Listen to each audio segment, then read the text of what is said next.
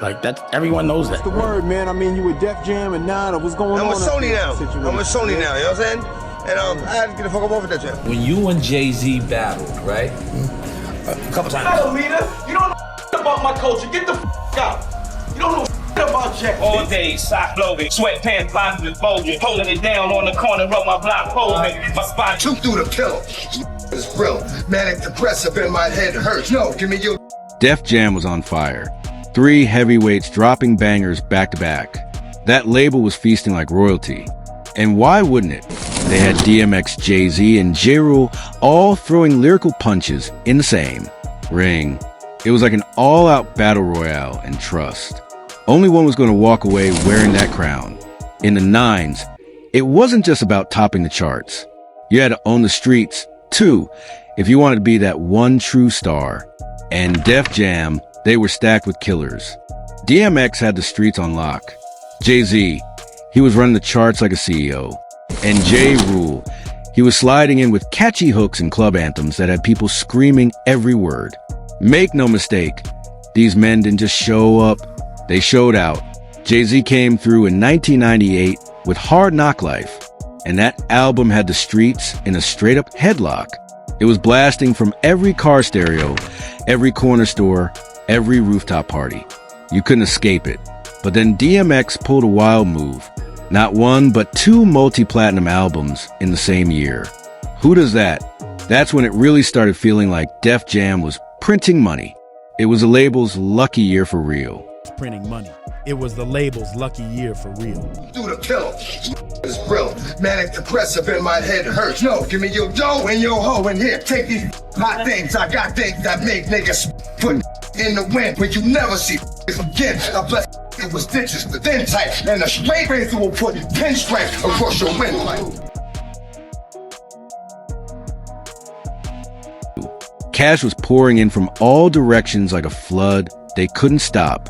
Def Jam was winning big time. But all that success came with heat. Real heat. Managing 3 top-tier MCs wasn't easy. Not with those egos. DMX, Jay-Z, and Ja Rule weren't just artists. They were warriors fighting for that top spot. Yeah, they were all selling out shows and breaking records. But let's be real, none of them were trying to share the throne. Of course, one of these hit makers was going to want to be the top dog at Def Jam. That was inevitable. But the real question, who was going to take that crown? Was it Jay-Z, DMX, or J. Rule? That's when things started heating up for real. Jay-Z had a powerful squad. Behind him, Damon, Dame Dash, Kareem Biggs, Burke, and Beanie Siegel all riding with him. Together, they built Rockefeller right under the Def Jam umbrella to prove a bold point. Jay wasn't just playing the game. He was here to run it. That move made waves and stirred up the pot. But DMX and Jiro weren't about to roll over and watch Jay snatch the spotlight. They weren't having it. That's when the label split down the middle. He came out that year. He didn't get nominated. He dropped 2 albums, had 2 #1 albums in the same year. I remember that. They didn't even nominate him. I won that year for rap album. So my first Grammy win, I wasn't in. I wasn't even in the building because I boycotted the film. So there was a competitive thing, but it was big love. He was so competitive with me. I never met a human being more competitive with me, like ever. Not even my big brother. People had to pick a side. Either you roll with the Rough Riders and DMX with the looks, or you were down with Murder Incorporated led by Irv Gotti. And Ja Rule, there was no in between. Even though they were all still technically under Def Jam, things got intense. The air was thick with tension. Every studio session felt like a battlefield, and the label was pulsing with wild energy. Each squad was grinding nonstop, dropping banger after banger, trying to outshine the other. Back in the day, Jay-Z and DMX had a rivalry that ran deep, way before the fame, when they were still spitting fire in grimy underground ciphers. These two weren't just rapping, they were battling face to face, bar for bar, sharpening their skills on each other like iron on iron.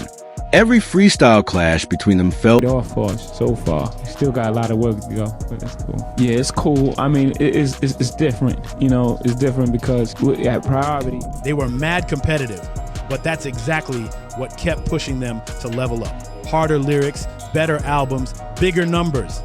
And for Def Jam, that tension was gold. Fans were hooked, labeled a war zone. Interview 408/418. They were competitive, but that's exactly what kept pushing them to level up. Harder lyrics, better albums, bigger numbers. And for Def Jam, that tension was gold. Fans were hooked, labels were thriving, and the streets were lit with nonstop heat. Every drop was a statement. But like all pressure cookers, something had to blow. What? Started off as friendly fire turned into a numbers game. Who was stacking more hits? Who was raking in more money for the label, Jay-Z or DMX? The competition got heated. Too hot. And once the money talk started, the suits couldn't keep quiet. The Def Jam, marketers were eating this up like candy. Drama, tension, rivalry. That was pure promo material. Interview 5:02/5:23.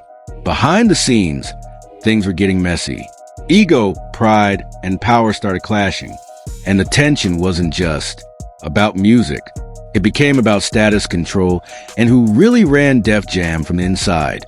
Jay-Z started. This battle happened, right? Correct? Couple times. Couple of times. It wasn't just once. Read about it. Built off like an armadillo. Smother your ass tooth through the pillows. My shit is brilliant. Manic depressive and my head hurts. No, give me your dough and your hoe in here. Take hot things, I got things. Getting cozy with the execs. Sitting in boardrooms while still dropping platinum records. Some people in the building were whispering that he was trying to play both sides, artist and boss. DMX wasn't feeling that at all. Word on the street was that he felt betrayed, like the label was slowly favoring Jay while sidelining him in his Rough Riders camp. Interview 5:57/6:06. He's trying to be the king of Def Jam and the boardroom. People close to X would say, nah, we're not going for that. Meanwhile, Ja Rule was stuck in the middle, still making hits, but starting to feel the pressure. Too, his murder instant ties kept him strong, but even he could see the cracks forming. The whole place felt like a pressure cooker ready to blow. And just like that, the storm hit. Things exploded when Gotti, Ja Rule's right-hand man, and the brain behind Murder Incorporated started making big moves outside Def Jam. Rumors swirled that was plotting to break free and take Ja with him to start their own empire. That shook the whole building. Def Jam was scrambling. They had 3 superstars. You think he's better than me? And I'd be like, he's nice just like you. I said, if you look in the hood, there's less of like you and more of like you. He's trying to be the king of... But now one of their powerhouses was slipping through their fingers. Tensions hit a boiling point when whispers leaked that Ja Rule was getting too much radio play. Some insiders claimed Def Jam was pumping more marketing into Murder Incorporated than the others. Interview 6:57/7:05. That sparked a firestorm. Rough Riders were heated. Rockefeller wasn't staying quiet either. Jay-Z's camp started pushing back hard, demanding more promo, more visibility, more respect. And DMX, he was furious. Ain't no favoritism over here. People close to X claimed, he said, we built this label. The fights weren't just in the studio anymore. They spilled into meetings, phone calls, even street talk. Everyone had their own agenda, and nobody was backing down. So what did Def Jam do? They threw gasoline on the already raging fire. The marketing team saw the drama, the tension, the rivalry, and they knew it could all be flipped into straight up in the Bronx, in the pool hall. After that battle, he went to like a show. He got on stage, Jay-Z. Profit. Instead of cooling things down, they turned up the heat and pulled a bold move. A quiet sales war behind the scenes in 1998. In 7:55/8:20. This was risky, no doubt. One wrong step, and it could have blown up the whole label. But they named the game Hard Knock for a reason. On September 29th, 1998, Jay-Z dropped Volume 2. That's Hard Knock Life. And it exploded. The streets, the charts, the radio, everywhere. Rock. A fellow was celebrating like they just won the championship. But they didn't hold the throne for long, because just a few months later, on December 22nd, DMX dropped his second bomb of the year, Flesh of My Flesh, Blood of My Blood. And guess He get nominated. He dropped 2 albums, had 2 #1 albums in the same year. Right. I remember that. They didn't even nominate him. I won that year for rap album. So my first Grammy win, I wasn't in. I wasn't even in the building because I boycotted him. So there was a competitive thing, but it was big love. He was so competitive with me. I never met a human being more competitive with me, like ever. Not even my big. Guess what? It went straight to #1 on the Billboard 200. Int 8:56/9:12. That made DMX the first artist ever drop 2 albums in 1 year. Both debuted at #1. History was made. By the time the dust settled, the rivalry wasn't just shaking up Def Jam. It was changing hip-hop. Everyone was watching. Other labels were nervous. Fans were locked in like it was a heavyweight fight every month. DMX had proven he was a beast, dropping 2 #1 albums. In a single year, that move stamped him in the game forever. But Jay-Z wasn't letting that slide. He doubled down. More music, more videos, more moves behind the scenes. He started getting deep into business, stepping into boardrooms, making power plays that hinted at something bigger. In 9:49/10:10. It wasn't just about rap anymore. Jay was laying down the foundation for an empire. Ja Rule, on the other hand, kept hitting the clubs and radio with catchy hooks and street anthems. He was climbing fast. Cut off his arm, leg, upper arm, and head. Brings your hand to his block. Yet people were starting to say he might be the next big solo act. But being caught between 2 giants like X and J that came with pressure, heavy pressure, Def Jam was sizzling. Every release felt like a competition. The chart update had fans screaming. And while the money kept coming in, so did the tension. In 10:41/11:11, then came the moment that flipped everything upside down. Egos turned to silence and loyalty got tested in a big way. Behind closed doors, meetings were getting heated. Some started whispering about putting one of the stars above the rest. Word started floating that Jay-Z might be next in line for a top executive role at Def Jam. That rumor hit like a bomb. DMX was livid. People close to him said he felt betrayed. How you gonna let an artist become the boss while we're all still grinding? That was the talk in the streets. The same guy he used to freestyle battle was now possibly about to sign his checks. That rubbed X the wrong way. Int 11:47/12:04. Making power plays that hinted at something bigger. I mean, everybody knows Jay. Like that, everyone knows that. You know what I'm saying? Like, right. Why do you think that doesn't happen? It seems like that's kind of the nature of capitalism, is that there's always one big dog, and that it's very rare that you have a whole legion go up. That's the nature of slavery. So there's always that one slave that gets spoiled by master so that he could deliver all the slaves, but he's the only one that benefits from it. You understand what I'm saying? Meanwhile, Ja Rule was watching the tension rise, trying to keep his lane clear, but even he couldn't avoid the crossfire. Lines were being drawn, and Def Jam didn't feel like home anymore. It felt like a battlefield with boardroom snipers. Jay was moving smart, quiet, strategic, powerful, but that move toward the top sparked something in the others. The competition wasn't about albums anymore. It was about control. And once the business and street worlds clashed, there was no turning back. Int 1-233/1307. But eventually all that competition, it started to boil over, and what used to be a fire that fueled greatness turned into a cold, silent war. It wasn't just about pushing each other anymore. The tension between DMX and Jay-Z became something darker, something that couldn't be brushed off as friendly rivalry. Even though X and J never went at each other directly, the energy between them spilled over into their camps. Suddenly, Jadakiss and Beanie Sigel were throwing shots, caught in the middle of something bigger than just music.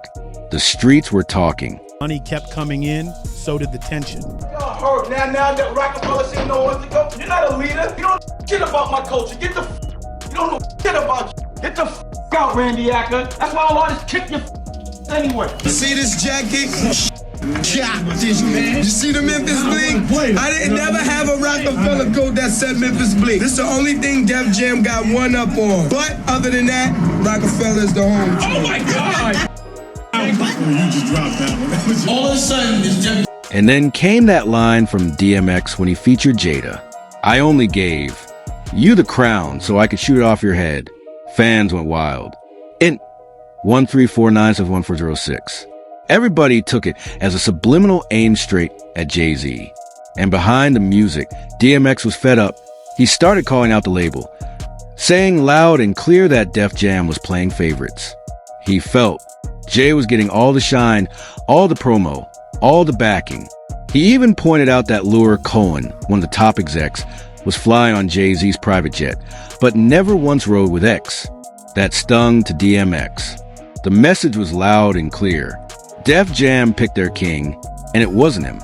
Still, most of the frustration stayed low-key. Quiet tension, sharp looks, unspoken grudges. But that all changed in 2004 when Jay-Z was officially named president of Def Jam. That wasn't just a power move. That was a plot twist. It sent shockwaves through the industry. Everybody in the industry figured if that president seat at Def Jam ever opened up, it was Dame Dashes for the taking.